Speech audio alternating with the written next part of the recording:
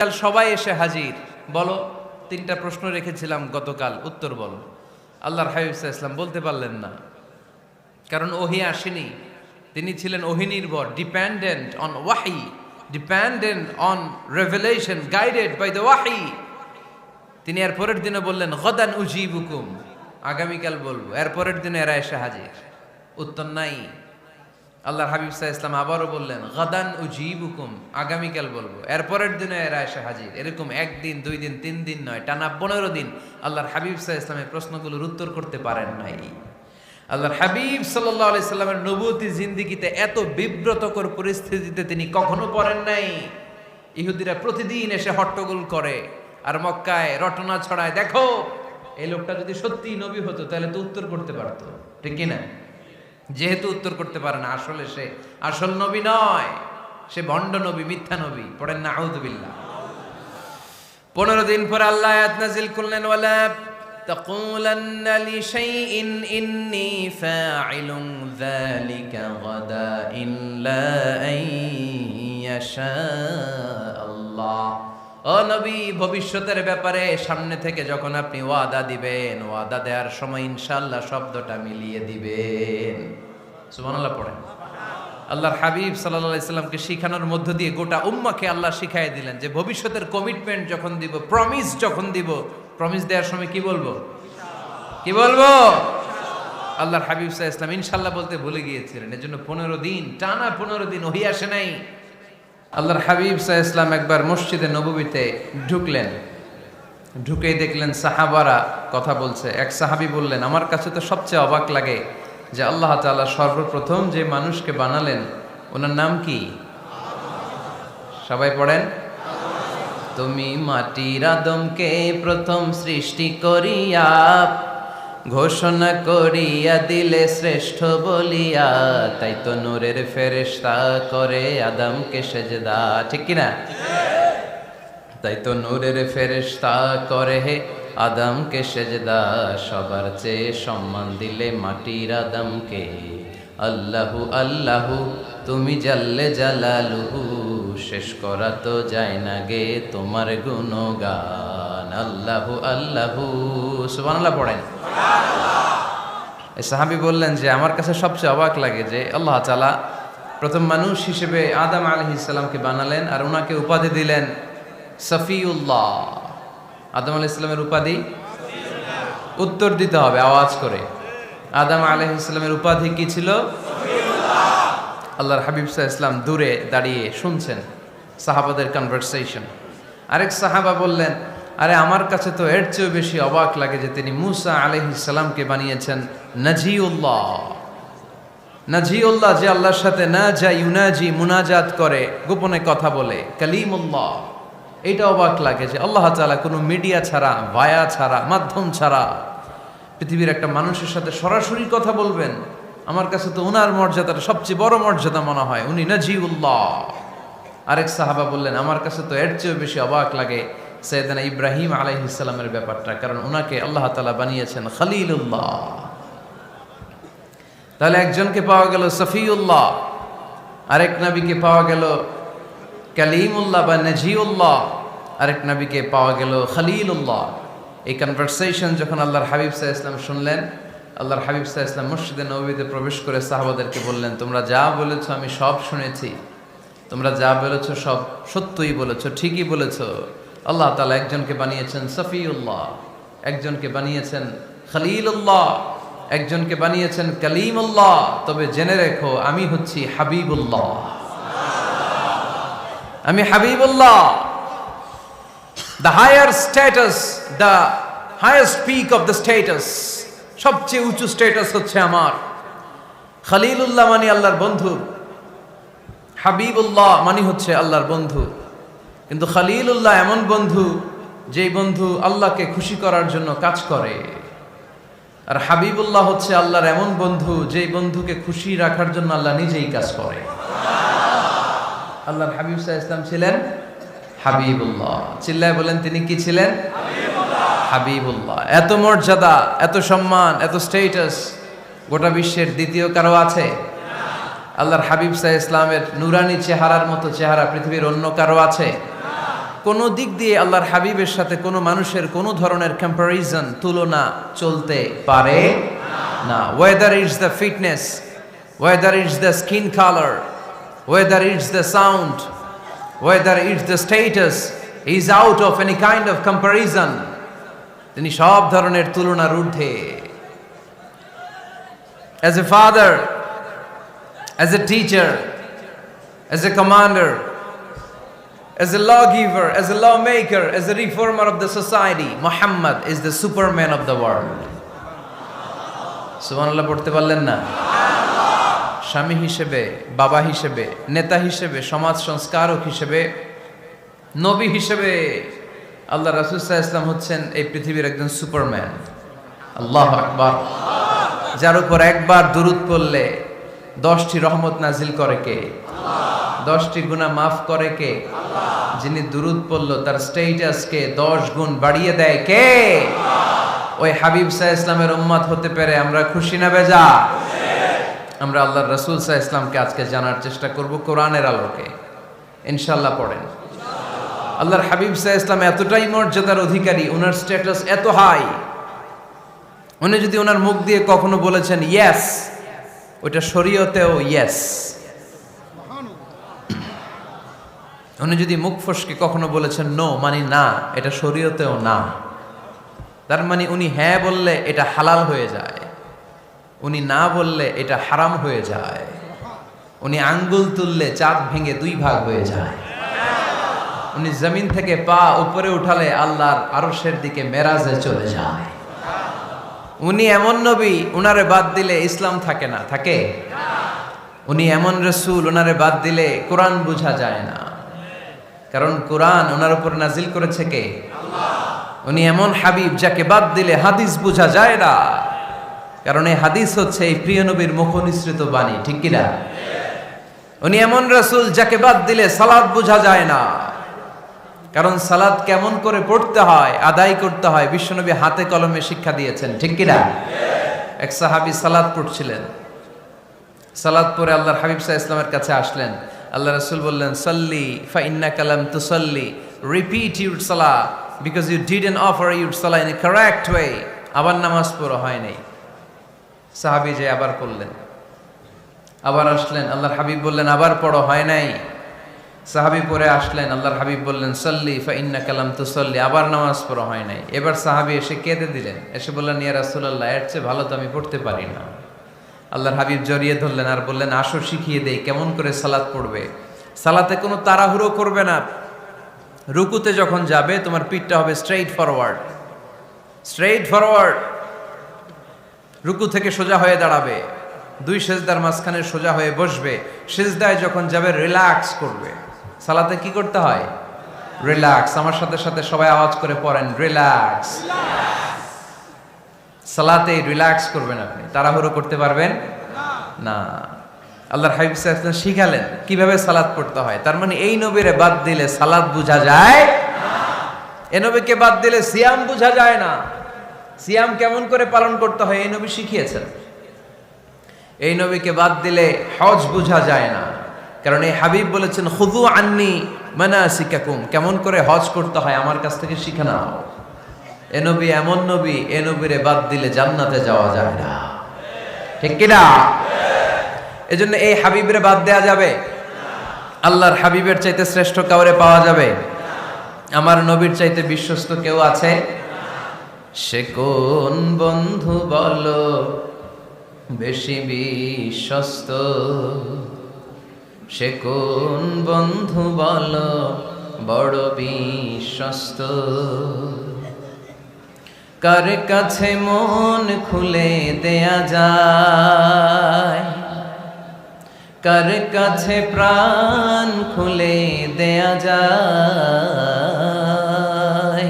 হওয়া যায় অতি আশ্বস্ত। তার নাম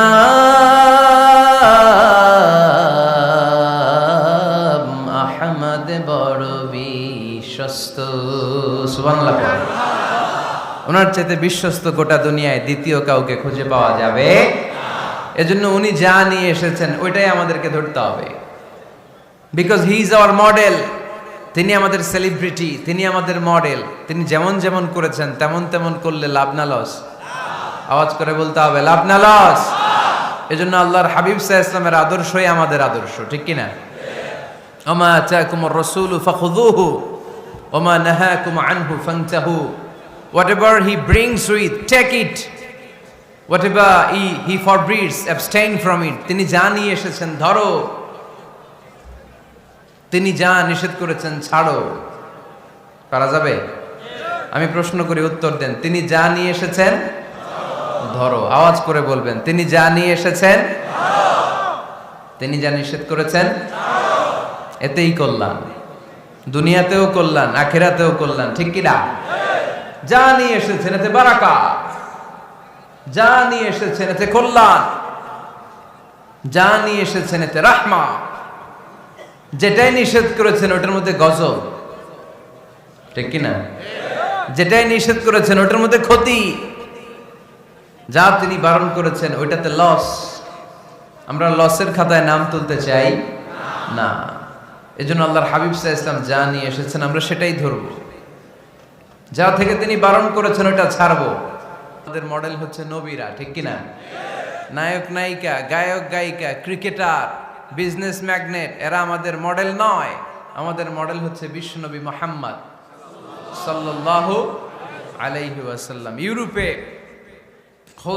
বর্তমানে এই নামটা সবচেয়ে বেশি জনপ্রিয়, MUHAMMAD। সুবহানাল্লাহ পড়বেন না?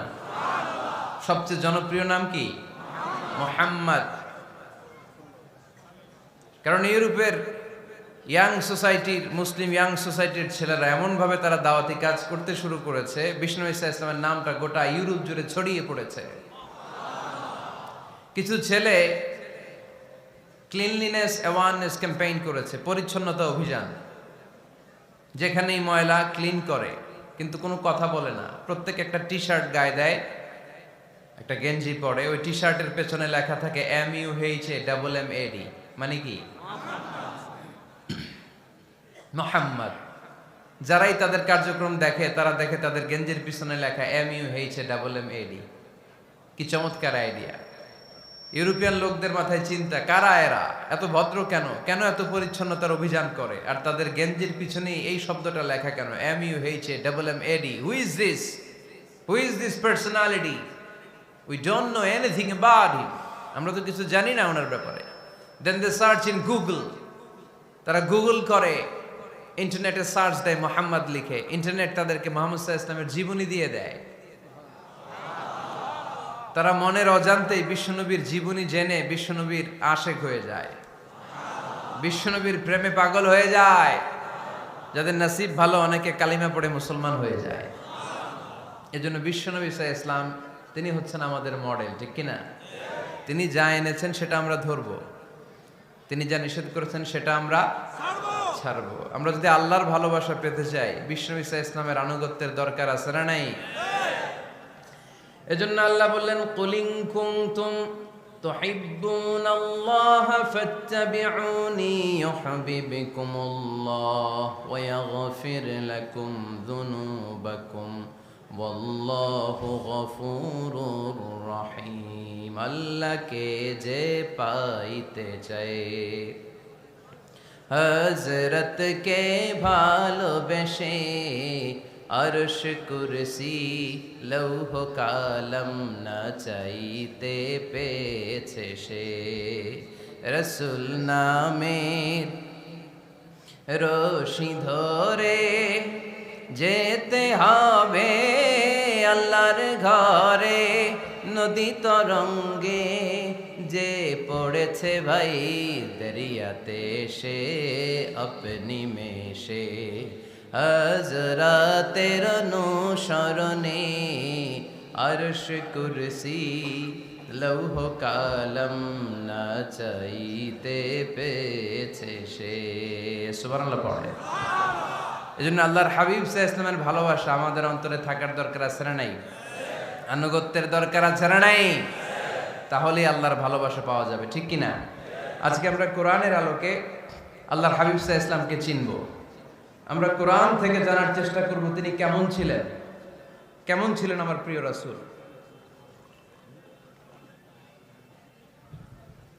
কুরআনুল কারীম থেকে যদি আমরা বিষ্ণু ঈসা ইসলামের পরিচয় জানতে চাই, কোরআন সর্বপ্রথম আল্লাহর হাবিবের যে পরিচয়টা আমাদেরকে দিবে, কোরআন বলবে তিনি হচ্ছেন রাসূলুল্লাহ। আমাদের প্রিয় নবীর সবচেয়ে বড় টাইটেলের নাম কি? রাসূলুল্লাহ। সবাই আওয়াজ করে পড়বেন, টাইটেলটার নাম কি?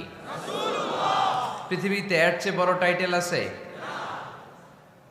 এমপি বলেন, মন্ত্রী বলেন, যাই বলেন না কেন, ধনকুবের বলেন, রাসূলুল্লাহর উপরে কোনো টাইটেল নাই, ঠিক কিনা?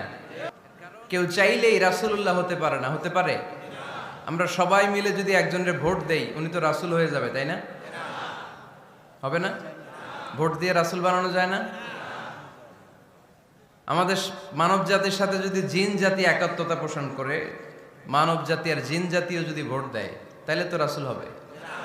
ফেরেশতারা যদি বলে আমরাও আছি সাথে, তাইলেও রাসূল বানানো যাবে না। তার মানে রাসূল ইলেকশনে হয় না, রাসূল হয় সিলেকশনে। আর সিলেক্ট করেন কে? আল্লাহু ইয়ালামু হাইসু ইয়াজআলু রিসালাতাহ। আল্লাহই ভালো জানেন তিনি কাকে রাসূল বানাবেন। এজন্য চাইলেই রাসূল হওয়া যায় না, ভোট দিয়ে রাসূল বানানো যায় না। রাসূল সিলেক্ট করেন একজন, চিল্লায় বলেন তিনি কে? এজন্য কালামুল্লাহ মাজিদে বিশ্বনবীর সর্বপ্রথম যে পরিচয়টা পাওয়া যায়, কোরআন আমাদের সামনে আমাদের নবীর পরিচয় করিয়ে দিচ্ছেন, মুহাম্মাদুর রাসূলুল্লাহ ওয়াল্লাযীনা মাআহু আশিদ্দাউ আলাল কুফফারি রুহামাউ বাইনাহুম। কোরআন সর্বপ্রথম বিশ্বনবীর পরিচয় আমাদের সামনে তুলে ধরলেন আর বলল, কোরআন আমাদেরকে জানিয়ে দিল আমাদের প্রিয় নবীর প্রথম টাইটেল হলো তিনি হলেন রাসূলুল্লাহ সাল্লাল্লাহু আলাইহি ওয়াসাল্লাম। তাহলে আল্লাহর হাবিব সাল্লাল্লাহু আলাইহি ওয়াসাল্লামের প্রথম পরিচয় রাসূলুল্লাহ। আওয়াজ করে বলেন তো প্রথম পরিচয় কি? রাসূলুল্লাহ। তিনি আল্লাহর বার্তাবাহক, আল্লাহ তাআলার পক্ষ থেকে বাণীবাহকের কাজ তিনি করেন। কিন্তু আমার নবী এতটাই বিনয়ী ছিলেন, এতটাই হাম্বল ছিলেন, আউট অফ হাম্বলনেস তিনি নিজেকে রাসূল বলে পরিচয় করে দেওয়ার আগে তিনি নিজেকে আল্লাহর দাস বা গোলাম বলে পরিচয় দিতেন। পড়েন সুবহানাল্লাহ। বিনয়ের কারণে তিনি বলতেন, ইন্নী আব্দুল্লাহি ওয়া রাসূলুহু, নিশ্চয় আমি আল্লাহর দাস, নিশ্চয় আমি আল্লাহর গোলাম, তারপর আমি আল্লাহর রাসূল। আল্লাহর হাবিব যখন আল্লাহর কাছে দোয়া করতেন, আল্লাহর হাবিব বলতেন, আল্লাহুম্মা ইন্নী আবদুক ওয়া ইবনু আবদিক ওয়া ইবনু আমাতিক নাসিয়াতি বিয়াদিক। আল্লাহর হাবিব বলতেন, আল্লাহ আমি আপনার গোলাম, শুধু আমি আপনার গোলাম নয়, আমি গোলামের ঘরের গোলাম। আল্লাহু আকবার। আমার বাবা আব্দুল্লাহ আপনার গোলাম, আমার দাদা আব্দুল মুত্তালিব আপনার গোলাম, আমার দাদার বাবা তিনিও আপনার গোলাম, আমার মা হলো আপনার বান্দি। সুবহানাল্লাহ পড়েন। তাহলে তিনি রাসূল হওয়ার পরেও তিনি নিজেকে গোলাম বলে পরিচয় দিতেন, দাস বলে পরিচয় দিতেন। আমরাও যখন সালাতে তাশাহুদে পড়ি, আশহাদু আল্লা ইলাহা ইল্লাল্লাহ ওয়া আশহাদু আন্না মুহাম্মাদান আবদুহু ওয়া রাসূলুহু, তিনি আল্লাহর আবদ, তিনি আল্লাহর দাস, তারপরে তিনি আল্লাহর রাসূল। বিনয়ের কারণে আল্লাহর হাবিব সাল্লাল্লাহু আলাইহি ওয়াসাল্লাম পরে রাসূল হিসেবে পরিচয়টা পেশ করতেন। আগে বলতেন আমি আল্লাহর গোলাম, আমি আল্লাহর। তিনি দোয়া করতেন, আল্লাহ আমি আপনার গোলাম, গোলামের ঘরের গোলাম, বান্দির ঘরের গোলাম। আল্লাহ আমার মাথার চুলের ঝুঁটি আপনার হাতের মুঠোয়, আপনি যেদিকে টান দিবেন আমি ওদিকে যেতে বাধ্য। আপনি ডানে টানলে আমি ডানে যাই, আপনি বায়ে টানলে আমি বায়ে যাই, যেখানে নেবেন আমি ওখানেই যেতে বাধ্য, ঠিক কিনা? আউট অফ হাম্বলনেস, বিনয়ের কারণে। কি বিনয়ী ছিলেন বিষ্ণু ঈসা ইসলাম, তিনি আল্লাহর রাসূল, তারপরেও তিনি পরিচয় দিতেন আল্লাহ আমি আপনার গোলাম। আওয়াজ করে পড়েন সুবহানাল্লাহ। তাহলে প্রথম যে পরিচয় কোরআন আমাদেরকে দিল সেটা হচ্ছে আমাদের প্রিয় নবী ছিলেন রাসূলুল্লাহ। আওয়াজ করে বলেন পরিচয়টা কি? এর চেয়ে বড় পরিচয় হতে পারে? হতে পারে? দ্বিতীয় পর্যায়ে কোরআন আমাদেরকে জানাচ্ছে যে তিনি শুধু রাসূলুল্লাহই নয়, তিনি শুধু আল্লাহর রাসূলই নন, তিনি হচ্ছেন শেষ রাসূল, তিনি হচ্ছেন শেষ নবী, তিনি খাতামুন নবিয়্যিন। ওনার পরে আর কোন নবী আসবে? চিল্লায় বলেন। এই হায়দারগঞ্জের একজন যদি ঘোষণা দেয় আমি নবী, কি করবেন? ওই একজনকে মায়ের কারে কয়, হ্যাঁ কি করবেন আপনারা? কি করবা? মায়ের আইজো মায়ের কাইলো মায়ের, মায়ের উপরে ওষুধ নাই, ঠিক কিনা? আল্লাহর হাবিব সাল্লাল্লাহু আলাইহি ওয়াসাল্লাম তিনি ছিলেন শেষ রাসূল। সাইয়েদনা আদম আলাইহিস সালাম থেকে শুরু করে ঈসা আলাইহিস সালাম পর্যন্ত এই যে নবী আসার যে চেইন, এই ধারাবাহিকতা, বিশ্বনবীকে এই দুনিয়াতে পাঠিয়ে ওই চেইনকে আল্লাহ পরিপূর্ণ করে দিলেন। চিল্লায় পড়েন আল্লাহু আকবার। এজন্য কোরআন আমাদেরকে বলে, মা কানা মুহাম্মাদুন আবা আহাদিম মির রিজালিকুম ওয়ালাকিন রাসূলুল্লাহি ওয়া খাতামান নাবিয়্যিন। মুহাম্মদ তোমাদের কোন ছেলেদের পিতা নয়, পুরুষের পিতা নন। তিনি হলেন আল্লাহর রাসূল, তিনি হলেন শেষ নবী, তারপরে কোন নবী হবে না, ঠিক কি না? এজন্য আল্লাহর হাবিব বলতেন, লা নবিয়্যা বা'দি, আমার পরে কোনো নবী নাই, ওয়ালা রাসূলা, আমার পরে কোনো রাসূল নাই। তবে লাউ কানা বা'দি নবিয়্যুন লাকানা উমর, তবে আমার পরে যদি নবী হওয়ার যোগ্যতা কারো মধ্যে থাকে, আমার কলিজার টুকরা সাহাবা ওমরের সেই যোগ্যতা আছে। প্রভু তুমি বলেছো রাসূল দেবে না, বলনি দেবে না ওমর, বলনি দেবে না হামজা তারি, খালিদ বিজয় সমর। প্রভু তুমি বলেছ রাসূল দেবে না, বলনি দেবে না ওমর, বলনি দেবে না হামজা তারি, খালিদ বিজয় সমর। প্রভু তুমি বলেছ রাসূল দেবে না, ঠিক কি না? আল্লাহর হাবিব বললেন, আমার পরে কোনো নবী নাই, আমার পরে কোনো রাসূল নাই, তবে আমার পরে যদি নবী হওয়ার যোগ্যতা কারো থাকে, ওমরের সেই যোগ্যতা আছে। সুবহানাল্লাহ পড়েন। আল্লাহর হাবিব সাল্লাল্লাহু আলাইহি ওয়াসাল্লামের জামানায় এক লোক নবুয়তি দাবি করেছিল, ওর নাম ছিল মুসাইলামা। নাম কি ছিল? নাম শুনছেন না আপনারা? এসে নবুয়তির দাবি করে বলে, ইয়া মুহাম্মদ আন-নবুওয়াতু নিসফুন লাকা ওয়া নিসফুন লি, নবুয়ত তোমার অর্ধেক আমার অর্ধেক, আমার অর্ধেকটা আমারে বুঝায় দাও। নাউজুবিল্লাহ পড়বেন না? আল্লাহর হাবিব বললেন, কি নাম তোর? এই বেয়াদবটা বলল, আমার নাম মুসাইলামা। আল্লাহর হাবিব বললেন, আজ থেকে তুই শুধু মুসাইলামা নয়, আজ থেকে তুই মুসাইলামাতুল কাযযাব, মিথ্যাবাদী ভণ্ড মুসাইলামা, ঠিক কি না? এই বেয়াদবটা বিশ্বনবীকে কপি করত। আমার নবী যেমন যেমন করতেন ও তেমন তেমন করত। আল্লাহর হাবিব সাল্লাল্লাহু আলাইহি ওয়াসাল্লাম মদিনার নবজাতক শিশুদের মাথায় হাত বুলিয়ে দিলে বাচ্চাদের মাথার চুল বড় হয়ে যেত।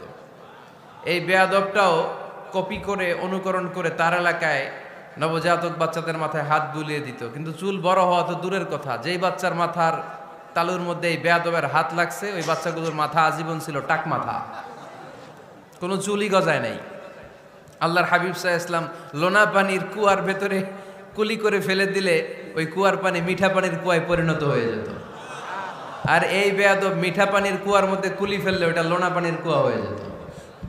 আল্লাহর হাবিব সাল্লাল্লাহু আলাইহি ওয়াসাল্লাম দোয়া পড়ে গাছের মধ্যে ফু দিলে গাছের ফলনে বাম্পার ফলন হতো, আর এই বেয়াদব কোন গাছের মধ্যে ধরলে মুহূর্তের মধ্যে ওই গাছ মরে যেত।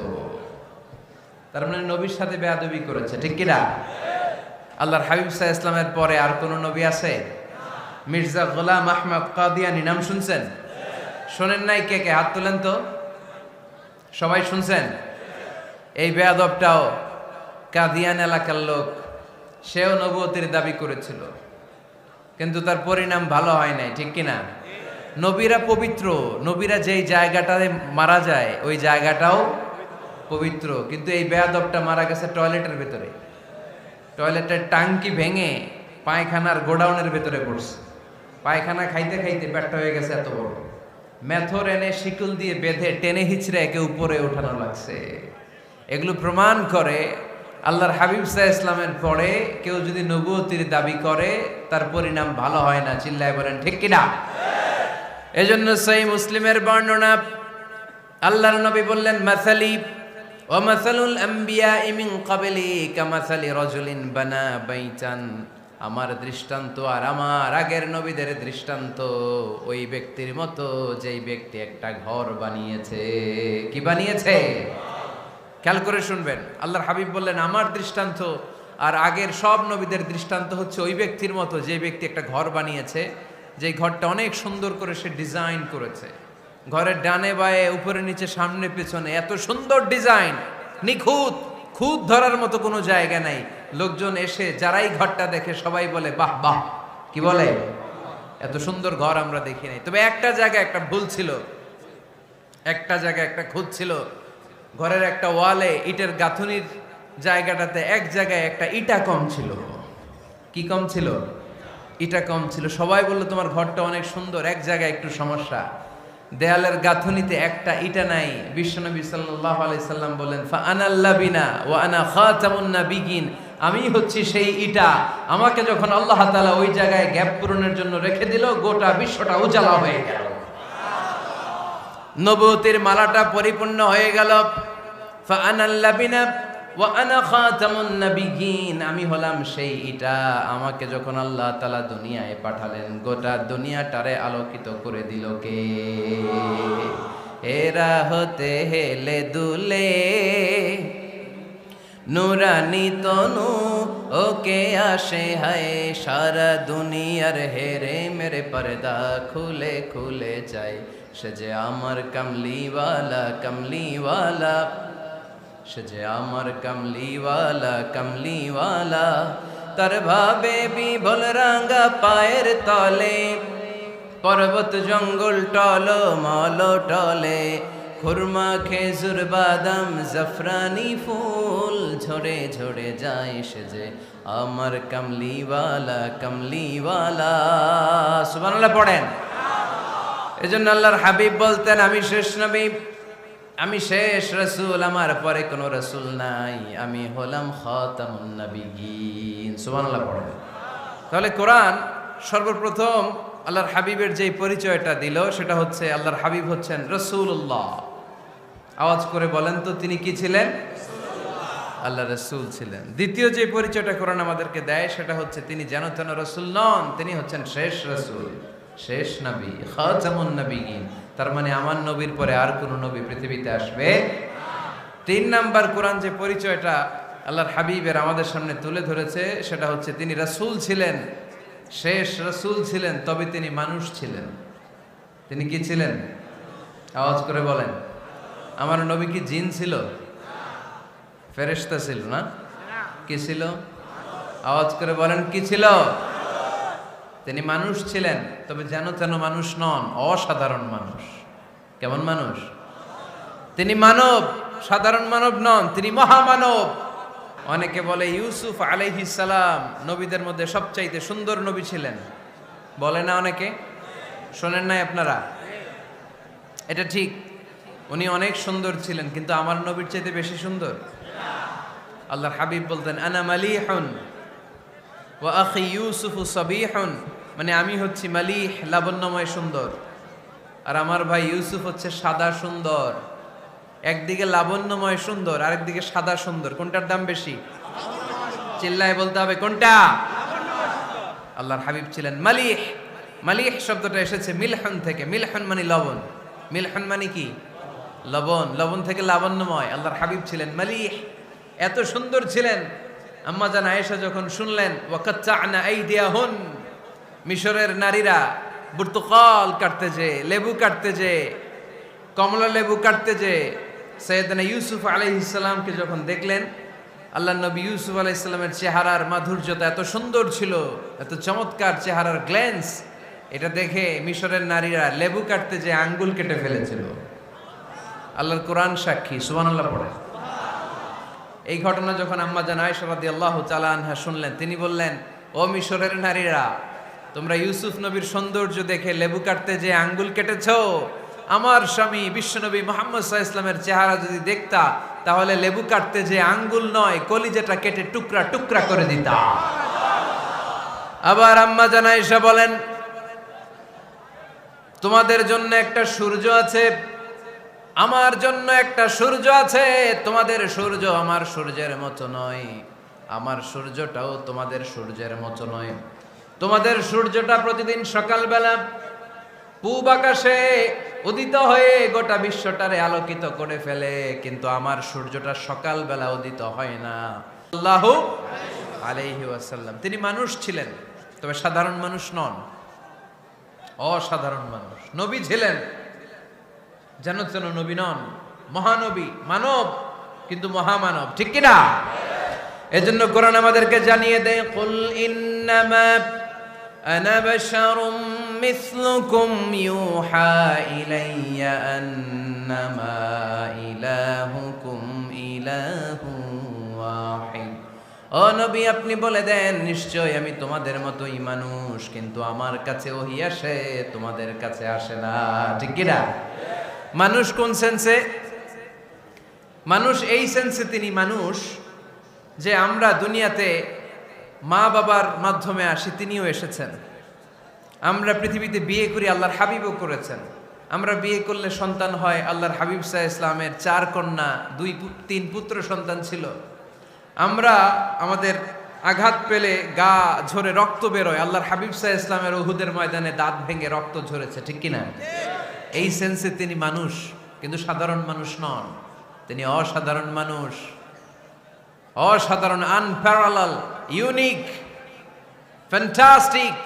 আল্লাহর হাবিবের সাথে কারো তুলনা চলে না। আল্লাহর হাবিব সাল্লাল্লাহু আলাইহি ওয়াসাল্লাম বলেন, আল্লাহ তাআলা গোটা বিশ্বের সবাইকে তৈরি করে 2 ভাগ করলেন। কয় ভাগ? 1 ভাগ জান্নাতি, 1 ভাগ জাহান্নামী। আমাকে আল্লাহ তাআলা জান্নাতীদের মধ্যে প্রেরণ করলেন। এই জান্নাতীদেরকে আল্লাহ অনেক শহরে বিভাজন করে পৃথিবীতে পাঠালেন, আমাকে আল্লাহ তাআলা মক্কা শহরে পাঠালেন।